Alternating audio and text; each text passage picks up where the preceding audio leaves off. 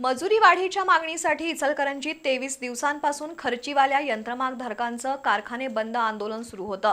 या आंदोलन काळातील कारखान्याचं वीज बिल माफ करावं आणि यंत्रमागधारकांना स्मार्ट मीटरची सक्ती करू नये अशी मागणी यंत्रमागधारकांमधून होत आहे। या मागण्यांसाठी खर्चीवाल्या यंत्रमागधारकांनी महावितरणच्या विभागीय कार्यालयावर धडक मारून कार्यकारी अभियंता वैभव गोंदिल यांच्याशी चर्चा केली। वाढते वीज दर, महागाईमुळे सर्वसामान्य जनतेसह यंत्रमागधारकही मेटाकुटीला आले आहेत। त्यामुळे इचलकरंजीतील खर्चीवाल्या यंत्रमागधारकांनी मजुरी वाढीच्या मागणीसाठी तब्बल 23 दिवस आंदोलन केलं। या आंदोलनात शहर परिसरातील बहुतांश यंत्रमागधारक आपले यंत्रमाग बंद ठेवून सहभागी झाले होते।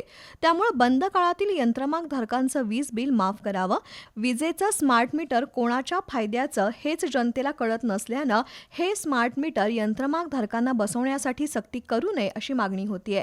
या मागण्यांसाठी खर्चीवाल्या यंत्रमागधारकांनी महावितरणचे विभागीय कार्यकारी अभियंता वैभव गोंदिल यांची भेट घेऊन चर्चा केली। यावेळी शहाजी भोसले, नंदकुमार लोखंडे यांच्यासह कारखानदार उपस्थित होते।